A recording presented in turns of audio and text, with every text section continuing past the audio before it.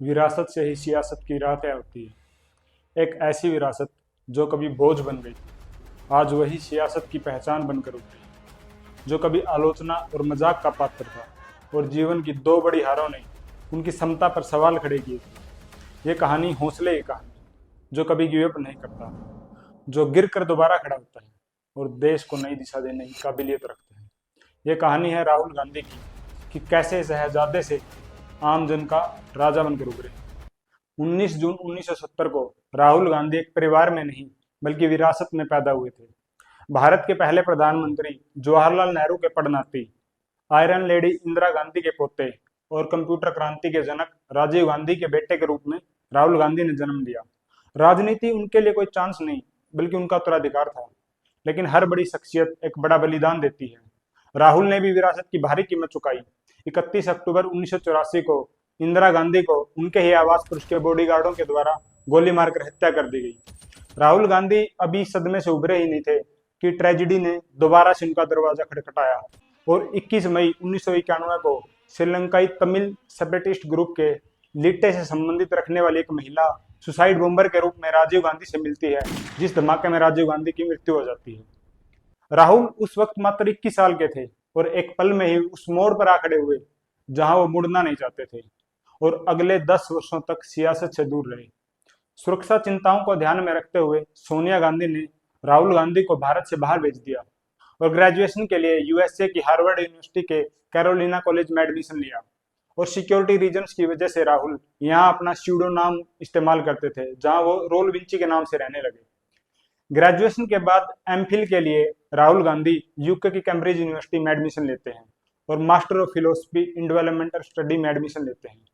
वहीं राहुल ने एमफिल करने के बाद लंदन बेस्ड मॉनिटर ग्रुप में मैनेजमेंट कंसल्टेंट के तौर पर भी काम किया और 2002 में जब वो भारत लौटे तो उन्होंने मुंबई में एक टेक कंपनी की भी स्टार्ट की। राहुल उस जिंदगी से भाग रहे थे जिसे सब उनसे जीने की उम्मीद कर रहे थे।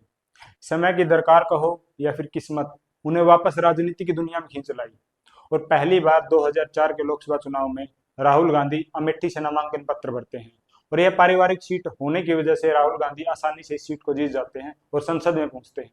लेकिन 10 वर्षों तक राहुल गांधी मिस्ट्री बने रहे, ना ही कोई कैबिनेट की पोस्ट ली। दरअसल राहुल गांधी उस समय कांग्रेस की यूथ विंग को आगे बढ़ाने पर फोकस कर रहे थे। कांग्रेस ने 1947 में फ्रंटल ऑर्गेनाइजेशन के रूप में यूथ विंग का गठन किया था, जिसका उद्देश्य था कि सामाजिक कार्यों को आगे बढ़ाया जाए, जैसे फैमिली प्लानिंग, पेड़ लगाना, दहेज के खिलाफ प्रदर्शन। बहुत सारे ऐसे सामाजिक मुद्दे थे जिन पर यह कांग्रेस की यूथ विंग काम करती थी। पहले इससे संजय गांधी और फिर राजीव गांधी भी इससे जुड़े थे और सितंबर 2007 में कांग्रेस की यूथ विंग के राहुल गांधी जनरल सेक्रेटरी बनते हैं और इसके साथ ही कांग्रेस की एनएसयूआई, जो कांग्रेस की स्टूडेंट ऑर्गेनाइजेशन है, उसकी भी कमान संभालते हैं। और जिस कारण Rahul Gandhi main stream politics में ध्यान नहीं दे पा रहे थे और उनके ऊपर पार्ट टाइम पॉलिटिशियन का भी टैग लगने लगा। लेकिन अधिक चर्चा में तब आते हैं जब उन्होंने अपनी ही सरकार द्वारा लाए हुए ऑर्डिनेंस बिल को पब्लिक के सामने नॉनसेंस कहते हुए फाड़ दिया। I tell you what my opinion on the ordinance is. My opinion on the ordinance is that it's complete nonsense and that it should be torn up and thrown out. That's my opinion, my personal opinion on the ordinance. दरअसल यह ordinance supreme court के lily Thomas versus union of India case हुआ था, उसके फैसले के खिलाफ था, जिसमें कहा गया था यदि कोई सांसद 2 या 2 से अधिक वर्ष की सजा के लिए दोषी होता है तो उसे तुरंत प्रभाव से अपनी सीट खाली करनी होगी। लेकिन इस ऑर्डिनेंस के अकॉर्डिंग कन्विक्शन के बाद 3 महीने तक सीट को रिटेन कर सकता था कोई भी एमपी या एमएलए जिसके ऊपर कोई चार्ज लगा हुआ था या कन्विक्ट हो चुके थे। दरअसल यह ऑर्डिनेंस लालू प्रसाद यादव को बचाने के लिए आया था, क्योंकि अक्टूबर 2013 में सीबीआई ने लालू को फॉडर स्कैम यानी चारा घोटाला के केस में 5 साल की सजा सुनाई थी और लालू प्रसाद यादव उस समय यूपीए के अलायंस पार्टनर थे, जिस कारण यूपीए की सरकार इस बिल को लेकर आई थी ताकि लालू प्रसाद यादव को बचाया जा सके, उसकी सीट को बचाया जा सके। लेकिन राहुल गांधी की इसमें एक ड्रामेटिक एंट्री होती है और जिस कारण पीएम मनमोहन ने ऑर्डिनेंस को वापस लेने का फैसला लिया और इस इवेंट के बाद राहुल दोबारा से मेन स्ट्रीम पॉलिटिक्स में एक्टिव नजर आई और 2014 के लोकसभा चुनाव की कमान अपने हाथ में ली। लेकिन तभी आया नरेंद्र मोदी नाम का तूफान।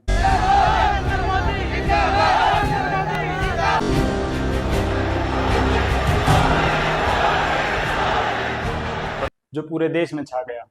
कांग्रेस पार्टी जो पिछले 10 सालों से गठबंधन के साथ सत्ता में थी, मात्र 44 सीटों पर ही सिमट कर रह गई। यूपी में मात्र 2 सीटें, रायबरेली से सोनिया गांधी और अमेठी से राहुल गांधी के अलावा एक भी सीट नहीं जीत पाई।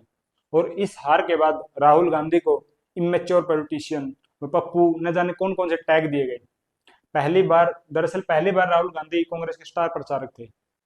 कुछ तो उनमें अनुभव की कमी थी और दूसरी तरफ मोदी लहर के सामने राहुल टिक नहीं पाए, लेकिन उन्होंने नेता की जिम्मेदारी को बखूबी निभाया और हार की जिम्मेदारी अपने ऊपर ली।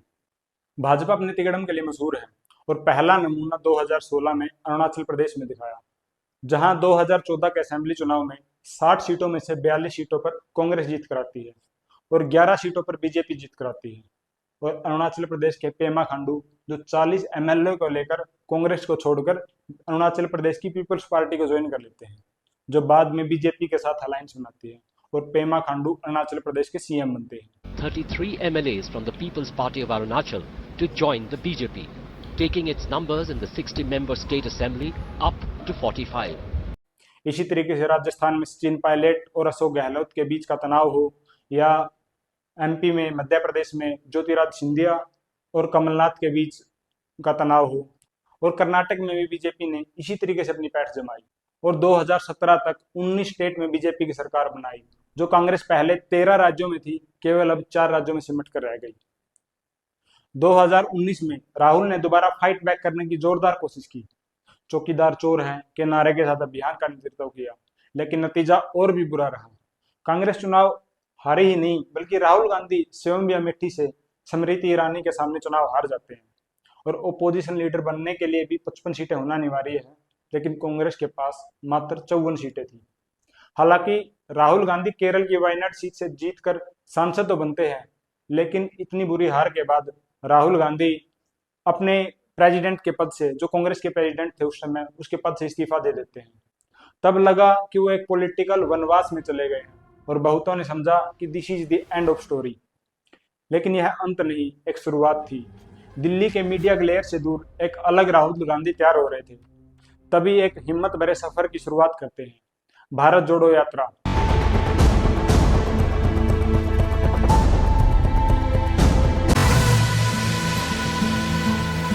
इस पद यात्रा को नहीं रोक सकती, क्योंकि यह पद यात्रा हिंदुस्तान की आवाज है। कन्याकुमारी से लेकर कश्मीर तक लगभग 4000 किलोमीटर की पैदल यात्रा। 150 दिनों तक भारत ने एक ऐसा पॉलिटिकल मंजर देखा जो पहले कभी नहीं देखा था, क्योंकि यहाँ हेलीकॉप्टर वाला नेता नहीं था, बल्कि लोगों के साथ सड़क पर चल रहा एक आम इंसान था, जो अपनी बात कह ही नहीं रहा था, बल्कि लोगों को ज्यादा सुन भी रहा था। यह सफर उनका फिजिकल टेस्ट से ज्यादा पॉलिटिकल ट्रांसफॉर्मेशन था। वो लंबी दाढ़ी, वो व्हाइट टी शर्ट, वो बिना थके चलना, इस यात्रा ने उन्हें शहजादा से तपस्वी बना दिया। संसद में अब चाहे अडानी का मुद्दा हो या चीन का मुद्दा, पहले की तरह हेजिटेट स्पीच से अलग दमदार नेता के रूप में उभरे। हिमाचल में सेब की बात होती है, अदानी जी। कश्मीर में सेब की बात होती है, अदानी जी। पोर्ट्स की बात होती है, अदानी जी। एयरपोर्ट की बात होती है, अदानी जी।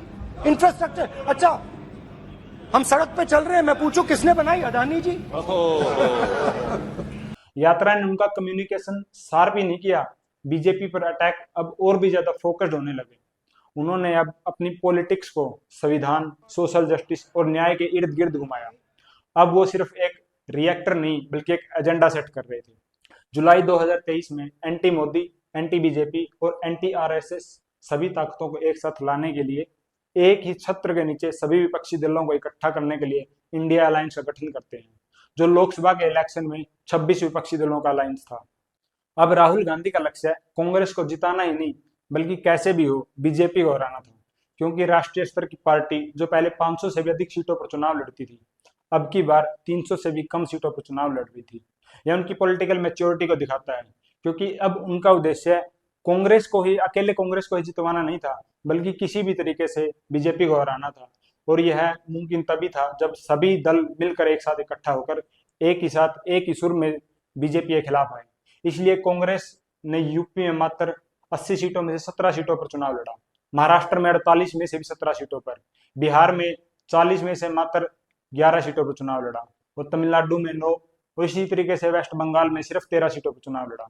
हालांकि कांग्रेस 2024 के जनरल चुनाव में जीत नहीं पाई, किंतु कांग्रेस का यह पिछले 10 सालों का बेस्ट परफॉर्मेंस था और बीजेपी को एनडीए दलों के साथ गठबंधन कर सरकार बनानी पड़ी, जिसकी वजह से सरकार के बहुमत पर हमेशा तलवार सी लटकती रहती है, क्योंकि अब की बार सरकार पलटू नीतीश कुमार हो या आंध्र प्रदेश के चंद्रशेखर के साथ गठबंधन पर टिकी हुई है। अलायंस के शानदार प्रदर्शन के वास्तविक आर्किटेक्ट राहुल ही थे। अब वह मजाक के पात्र नहीं बल्कि एक री एनर्जाइज पॉलिटिकल फोर्स के अनडिस्प्यूटेड लीडर के रूप में उभरे। अब राहुल गांधी ने वोट चोरी के मुद्दे पर बीजेपी को घेर रखा है। उन्होंने दिखाया कि किस प्रकार से कर्नाटक की जो माधोपुरा कॉन्स्टिट्यूएंसी में 1 लाख से भी अधिक फर्जी वोट पड़े हैं और अब सरकार के पास इसकी कोई काट भी नहीं थी। जैसे वोट चोरी के मुद्दे को दबाने के लिए उन्होंने उसी समय चुनाव आयोग की प्रेस कॉन्फ्रेंस करवाई जब राहुल गांधी बिहार में वोट अधिकार यात्रा निकाल रहे थे। राहुल गांधी के द्वारा लगाए गए आरोपों का इतने बेतुके तरीके से जवाब दिया गया कि विपक्ष तो छोड़ो, उनका पक्ष का आदमी भी इस बात से सहमत ना हो। इसी समय ऑपरेशन सिंदूर के दौरान किए गए ऑपरेशन की कुछ जानकारी भी मीडिया में शेयर की गई ताकि लोगों का ध्यान वोट चोरी के मुद्दे से हटकर बाकी मुद्दों पर हो जाए। राहुल अब कह रहे हैं कि ये सरकार नहीं है, वोट चोर सरकार है। बिहार में एसआईआर में बहुत बड़े स्तर पर बदलाव किया गया, 50 लाख से भी अधिक वोटरों को वोटर लिस्ट से बाहर कर दिया गया। अब कौन बिहार जीतेगा या कौन बिहार में सरकार बनाएगा इसका फैसला भी बाकी है, लेकिन यह राहुल गांधी के 2029 के इलेक्शन को नई दिशा दे सकता है। और राहुल गांधी ने साबित किया है किसी नेता की पहचान 1 या 2 हार से तय नहीं होती, पहचान बनती है फिर से उठ खड़ा होने के जज्बे से। उन्होंने शायद अपने जनरेशन के किसी भी नेता से ज्यादा फेलियर को फेस किया होगा, लेकिन वह थके नहीं, वह रुके नहीं। उन्होंने अपनी कहानी स्वयं लिखी है। वे एक रिलक्टेंट प्रिंस से रिजिलियंट चैलेंजर के रूप में उभरे हैं। अभी उनकी कहानी का आखिरी अध्याय लिखा जाना बाकी है, पर एक बात साफ है, राहुल ने अपनी पॉलिटिकल आवाज ढूंढ ली है, जो सत्ता के महलों में नहीं बल्कि हिंदुस्तान की धूल भरी सड़कों पर है। आपको क्या लगता है, क्या राहुल गांधी ने खुद को सही तरीके से री इन्वेंट किया है या अभी सफर बाकी है? अपनी कीमती राय कमेंट बॉक्स में जरूर दें। Thank you.